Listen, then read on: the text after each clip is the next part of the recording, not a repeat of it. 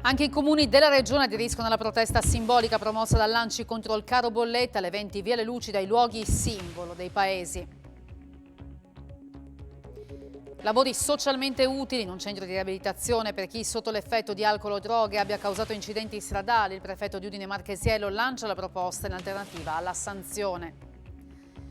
Cerimonia alla foiba di Basovizza, eventi in tutta la regione per il giorno del ricordo per commemorare le vittime delle foibe. Partono dal sangue di questa terra i drammi del Novecento, ha detto il presidente della regione Fedriga. Dopo 4 mesi, da domani decade l'obbligo delle mascherine all'aperto, dovranno essere indossate solo in caso di assembramenti, ma per alcuni è ancora troppo presto per toglierle. Non si ferma più la UEB Gestecco Cividale, la squadra di Pillastrini batte anche Bergamo, l'unica ad averla fermata all'andata, un intero girone solo di vittorie e il sogno promozione per le Eagles.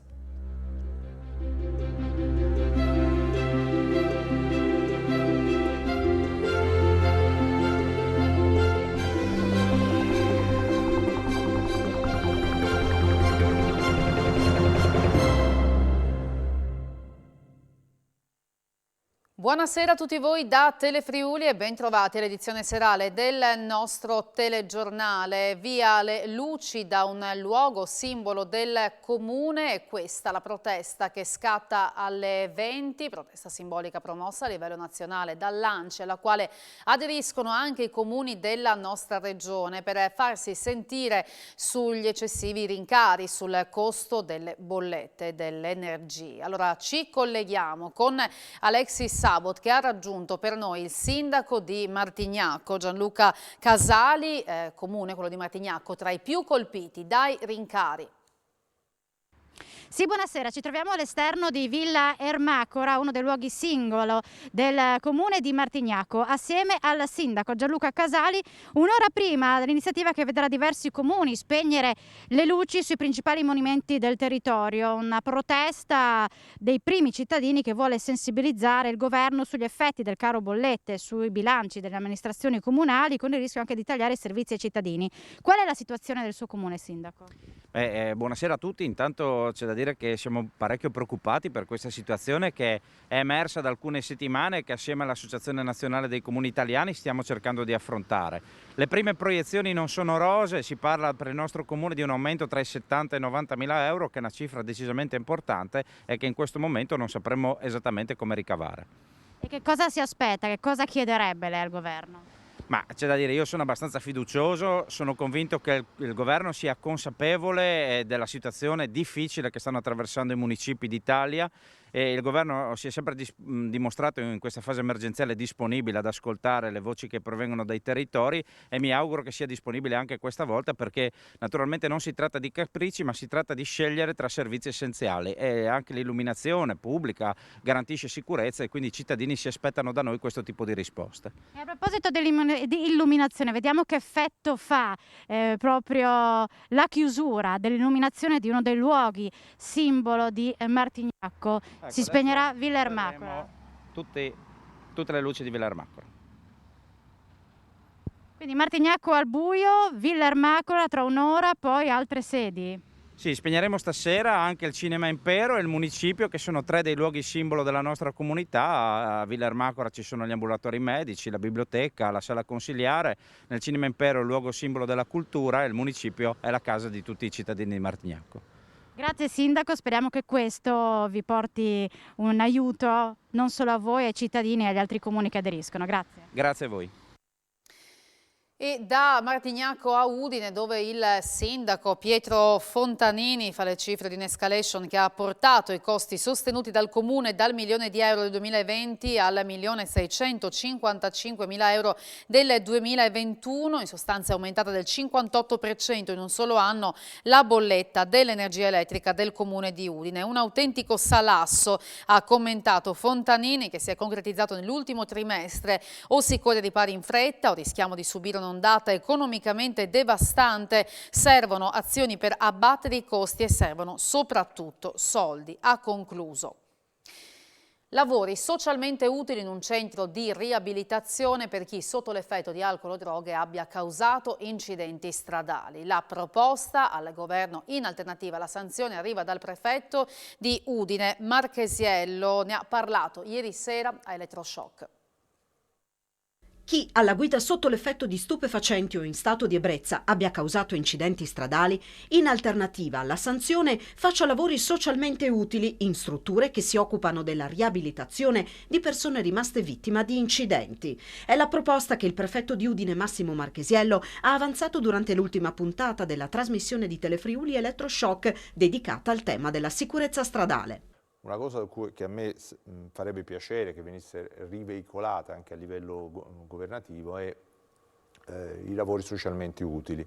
Attualmente sono, come dire, appannaggio delle autorità giudiziarie, però progetti di lavori socialmente utili, o meglio di persone che hanno portato conseguenze o sono state sanzionate soprattutto per certi tipi di sanzioni, parlo del 186 piuttosto del 187, possono essere tranquillamente, secondo me, educati andando in strutture di riabilitazione. Vuol dire persone che vanno a condividere quelle che sono le conseguenze di un incidente stradale, quindi hanno a che fare, c'è da lavorare perché ovviamente ci sono tante tutele e tante cautele da adottare, però se io che sono responsabile di certe violazioni vengo portato in un luogo di sofferenza, quale può essere una struttura di riabilitazione, forse un attimo di attenzione la posso avere anche nel momento in cui riprendo a guidare. Se non ho capito male, io che ho causato un incidente, invece di pagare una sanzione, vado ad aiutare le persone che sono vittime di un incidente? Questo è un po' il senso? È un auspicio, ovviamente.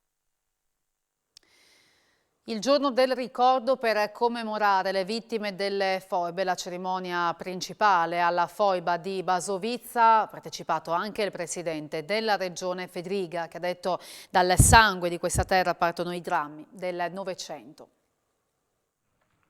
Ricordare per non dimenticare, ricordare perché non accada mai più. La foiba di Basovizza, come ogni 10 febbraio, ha ospitato la giornata del ricordo per celebrare le vittime degli eccidi titini, in particolare sul confine orientale. Il sindaco Roberto Di Piazza ha auspicato a breve un nuovo concerto della pace con i presidenti dei paesi che una volta facevano parte della Jugoslavia, come già avvenuto con Sergio Mattarella e Borut Pahor. Oggi parliamo con serenità del dramma di questo, l'85% degli italiani conosce la parola foibe, pensa che credo che 20 anni fa pochi conoscevano questa parola. E naturalmente è un momento di pacificazione ma anche di insegnamento verso i giovani. Il presidente della regione Massimiliano Fedriga nel suo intervento ha invece posto l'accento sui negazionismi. Purtroppo ci sono ancora studiosi o pseudo-studiosi, revisionisti, negazionisti, riduzionisti che non fanno un favore al ragionamento libero, minando continuamente la verità. Quando non c'è verità non c'è libertà, confermando poi la decisione di tagliare le risorse a queste realtà. Dobbiamo ribadire con forza con un'operazione verità che quella è stata una scelta politica ben precisa, criminale da parte di Tito, che ha voluto perseguire il proprio disegno politico sulla pelle di tanti italiani. E ha parlato anche il capo dello Stato Mattarella. Il giorno del ricordo richiama la Repubblica al raccoglimento e alla solidarietà con i familiari e discendenti di quanti vennero uccisi con crudeltà e gettati nelle foibe, degli italiani strappati alle loro case costretti all'esodo, di tutti coloro che al confine orientale dovettero pagare i costi umani più alti degli orrori della Seconda Guerra Mondiale. Mattarella ha proseguito ricordando l'importanza della scelta di Gorizia e Nova Gorizia, capitali della cultura del 2025. Ci dimostra, ha concluso, quanto importante sia per l'intera Unione che la memoria delle oppressioni disumane del passato sia divenuta ora strada dell'amicizia, della comprensione e del primato della dignità delle persone nel rispetto delle diversità e dei diritti. E sempre pensando a far conoscere i fatti ai giovani per evitare di incorrere negli stessi errori del passato, altri eventi si sono tenuti in regione. All'Isis Malignani di Udine sono state narrate le tragedie del secondo conflitto mondiale. Conservare e rinnovare la memoria della tragedia degli italiani, di tutte le vittime delle foibe, dell'esodo dalle loro terre di istriani, fiumani e dalmati con il secondo conflitto mondiale e le vicende del confine orientale. Quanto si prefigge il giorno del ricordo, che oggi a Udine è stato celebrato con diverse iniziative, tra queste l'incontro nell'Aula Magna del Malignani, organizzato da Prefettura, Ufficio Scolastico Regionale, Consulta Provinciale degli Studenti e Comune di Udine. Particolarmente toccanti sono state le testimonianze di quanti hanno vissuto la tragedia di quegli anni. Vi parlo di mia suocera, nata a Pola, che nel 1946 ha dovuto lasciare Fiume con suo marito, fiumano, passano il confine in maniera tremebonda e passano la loro vita di esuli in una soffitta perché non volevano andare nel campo profughi a chiedere aiuti all'Opera Nazionale Profughi. Altre incredibili fughe dalla Dalmazia riguardano proprio questo istituto, l'Istituto Malignani. Qui insegna una professoressa, insegna matematica in una quinta che proprio oggi ascolta il giorno del ricordo in Aula Magna, che ha avuto la zia fucilata a Spalato.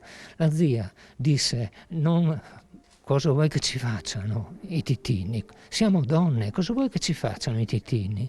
È stata fucilata, perché? Perché è italiana.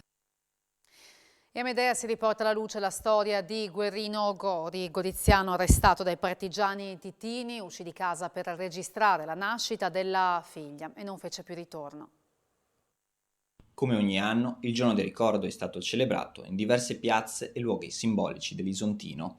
Dal Coglio alle rive dell'Adriatico, la memoria delle foibe e dell'esodo istriano-dalmata ha scandito la giornata, facendo riemergere alcune storie, come quella di Guerrino Gori, goriziano catturato dai partigiani titini durante l'occupazione della città, pochi giorni dopo la nascita di sua figlia. Proprio lei, insieme al marito, ha ricordato quella triste vicenda sulla Rapacis di Medea. Era finita la guerra e le truppe titine avevano occupato Gorizia per un periodo di 40 giorni. Il giorno 8 maggio 1945, Gori Guerrino, a guerra finita, si recò presso l'anagrafe del comune di Gorizia per dichiarare la nascita della figlia secondogenita. Non fece più ritorno a casa perché fu arrestato per strada dai partigiani titini. Fu imprigionato e poi internato oltre confine. Viene considerato disperso il 9 maggio 1945. A Idussina viene indicata come località di morte o dispersione. Lo cercano disperatamente a Gorizia, nessuna notizia pervenne mai alla famiglia. La pagina Covid con i numeri di oggi: in regione 1936 nuovi contagi emersi da 22.920 tra tamponi molecolari e test rapidi. Sono 8 le persone morte con Covid di età compresa tra i 79 e i 91 anni. Calano le persone ricoverate in terapia intensiva a 39, così come pazienti in altri reparti 407, e anche calano le persone in isolamento, che risultano essere 39.618. Nel sistema sanitario regionale sono state rilevate 58 nuove positività, 15 ospiti e 23 operatori positivi nelle residenze per anziani della regione. E da domani stop all'obbligo di mascherina all'aperto, bisognerà indossarla solamente in caso di assembramenti, eppure la maggioranza preferisce ancora portarla. Via le mascherine all'aperto in tutta Italia e non solo in zona bianca. Da domani decade l'obbligo di indossare dispositivi di protezione delle vie respiratorie nei luoghi aperti, ma c'è chi ancora non è convinto. No, non mi sento sicura, pur essendo vaccinata, ma evidentemente siamo stati condizionati e ci vorrà del tempo per togliere di dosso questa abitudine che considero tuttavia sana, ecco. Certo. Anche lei è della stessa idea? Sì, penso così, è troppo presto. Signora, lei domani potrebbe togliere la mascherina all'aperto?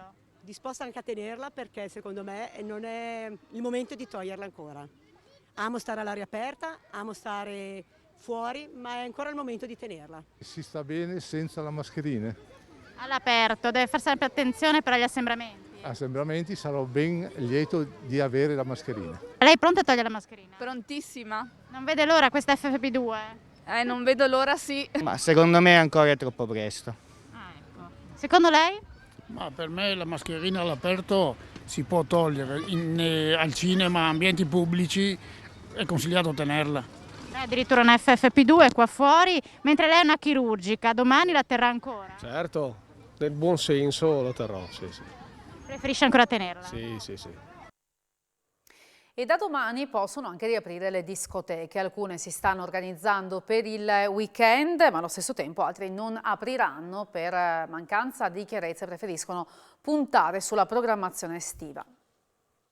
Dal prossimo weekend riaprono le discoteche, diversi locali si stanno riattivando per ripartire, ma allo stesso tempo altri non apriranno ancora per la mancanza di chiarezza, come evidenzia Lorenzo Donna, promoter di eventi nel club e discoteche della regione. Troppe le promesse non mantenute, dice, inutile annunciare per poi dover annullare. Le linee guida al momento stabiliscono l'ingresso soltanto per chi ha il Green Pass rafforzato, quindi guariti o vaccinati con 3 dosi, obbligatorio indossare la mascherina, tranne quando si sta in pista a ballare. Il limite di capienza di tutti i locali da ballo non può essere superiore al 75% all'aperto e il 50% al chiuso rispetto a quella massima autorizzata. Da quando comunque è entrato il Super Green Pass noi l'abbiamo sempre controllato in maniera molto precisa e scrupolosa, persona per persona, quindi non facendo controlli a campione, ma controllando tutti gli avventori del locale, uno per uno. Continueremo a farlo, uno dei nostri ragazzi dei nostri collaboratori ha la delega appunto al controllo del Super Green Pass e assieme al personale decretato con la questura, i nostri agenti di sicurezza, faremo come sempre un muro all'ingresso in maniera tale che queste persone vengano giustamente controllate. Oltre al picchio di Sutrio sono pronti ad aprire questo sabato le discoteche Five Tavagnacco e M Spazio Eventi di Staranzano e la Grotta di Artegna, mentre dopo 2 anni di stop per la pandemia torna l'evento storico di inizio stagione del Mr. Charlie di Lignano Sabbiadoro, che sta lavorando per la serata del 17 aprile denominata White Love. Sulle terze dosi, per la prima volta il Friuli Venezia Giulia supera la media nazionale. Emerge dal monitoraggio di Fondazione Gimbe, che rileva che, come nella nostra regione, nell'ultima settimana i nuovi contagi siano diminuiti del 35%. Per mesi in affanno, nell'ultima settimana il Friuli Venezia Giulia ha superato la media italiana per quanto riguarda la copertura vaccinale con terza dose, 85,6% contro il dato nazionale dell'83,5%. Lo si evince dall'ultimo monitoraggio della Fondazione Gimbe sull'evoluzione della pandemia. Nel paese, per la seconda settimana consecutiva, si registra una netta flessione dei nuovi casi Covid, meno 28%, ma anche dei tamponi effettuati in calo del 15%. In Friuli Venezia Giulia i contagi diminuiscono più che nel resto del paese, meno 35%. I dati legittimano un cauto ottimismo, non mosse azzardate, commentano da Gimbe. Il Friuli Venezia Giulia è quinta regione in Italia per casi positivi ogni 100.000 abitanti. Il 9 febbraio erano 3.414 contro la media italiana di 3.143. Tutte le province della regione sono sopra i 1.000 casi ogni 100.000 abitanti. Gorizia 1.517, Pordenone 1.502, Trieste 1.355 e Udine 1.279. Si allenta la pressione sugli ospedali del paese con una riduzione del 7,7% dei ricoveri di persone con sintomi in reparto e dell'11,2% nelle terapie intensive. Nella nostra regione l'occupazione dei posti letto Covid è al 25,4% in area medica e al 15,7% in terapia intensiva. Non diminuiscono ancora i decessi. Nella settimana tra il 2 e l'8 febbraio la Fondazione Gimbe segnala anche un calo deciso dei nuovi vaccinati contro il Covid, meno 33%. La flessione maggiore, meno 42%, si registra tra gli over 50, nonostante per questa categoria ci sia l'obbligo vaccinale e quello di Super Green Pass sui luoghi di lavoro. Cala del 35% quella nei bambini tra i 5 e 11 anni. In Friuli Venezia Giulia, in questa fascia, il 14% ha completato il ciclo vaccinale contro la media nazionale del 21%. Giorgia Meloni e Matteo Salvini hanno pubblicamente dichiarato di non aver vaccinato i propri figli contro il Covid. Della vicenda ha parlato anche il governatore delle Friuli Venezia Giulia, Massimiliano Fedriga, che ha detto invece di aver fatto immunizzare il figlio, e la Dem Deborah Serracchiani rilancia: la politica sia d'esempio. Pochi dubbi a livello locale, nonostante due leader nazionali, Giorgia Meloni e Matteo Salvini, abbiano deciso di rendere pubblica la decisione di non vaccinare i figli contro il Covid. Anche come presidenti di regione abbiamo sempre detto che sui bambini deve essere una scelta fatta dai genitori insieme al proprio medico e al pediatra. Detto questo, io ho fatto vaccinare mio figlio, non ho avuto alcun tipo di effetto collaterale come purtroppo troppo spesso viene raccontato da chi vuole negare l'efficacia del vaccino, e penso che proteggere i bambini sia importante. Soprattutto basti vedere anche l'effetto del long covid, che purtroppo anche nella fascia pediatrica dà degli effetti a lungo termine. Quindi io ho fatto una scelta da papà insieme a mia moglie e insieme ovviamente al pediatra, e ho deciso di vaccinare mio figlio. La scelta dei leader nazionali però è criticata soprattutto dal centro-sinistra. Noi, questo governo, ha deciso di affidarsi alla scienza, lo abbiamo fatto fin dall'inizio con rigore e con gradualità nelle decisioni. Io penso che il vaccino ai bambini sia sicuramente un fatto complicato, difficile e che non lascia indifferenti i genitori, ma devono affidarsi ai pediatri, devono affidarsi alla scienza.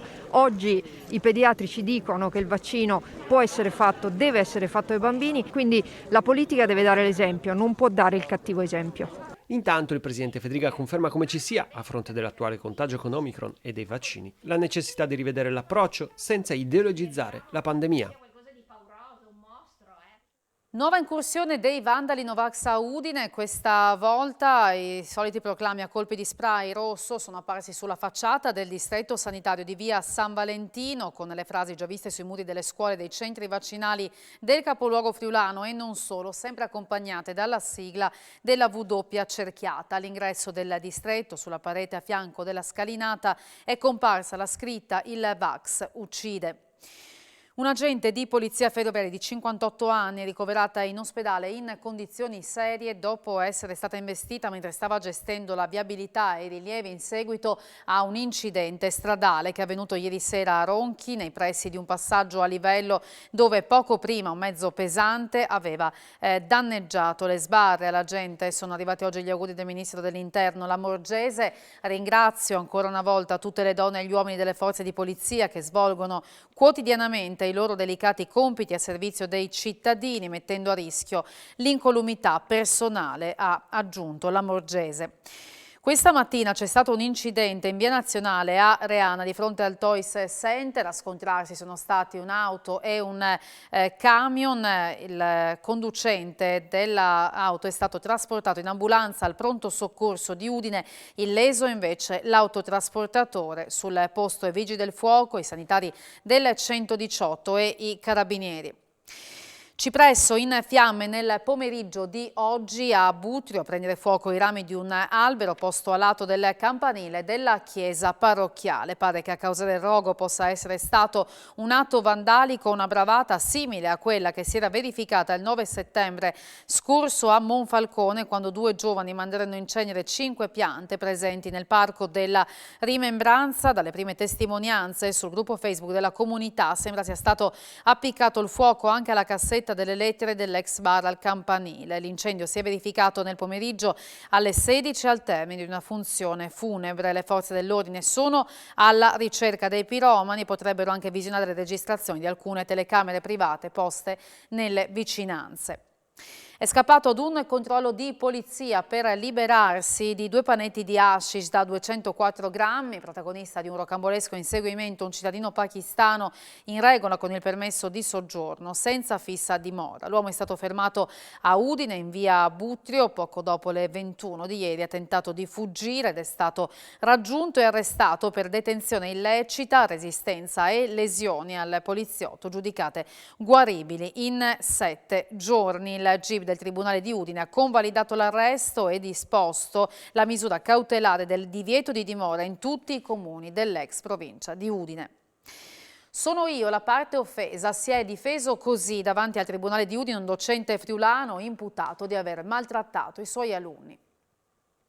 Ha respinto tutte le accuse il docente di 2 scuole della provincia di Udine, accusato di aver maltrattato alcuni suoi alunni tra il 2016 e il 2017 e anzi ha affermato di sentirsi parte offesa. L'uomo, oggi 60enne, ha raccontato la sua verità davanti al tribunale di Udine in merito agli episodi contestati, una decina, segnalati da alcune famiglie. Stando alle imputazioni, l'insegnante avrebbe in maniera sistematica maltrattato verbalmente alcuni studenti, anche con riferimenti a sfondo sessuale, e usato violenza fisica, in un caso strattonando un ragazzo.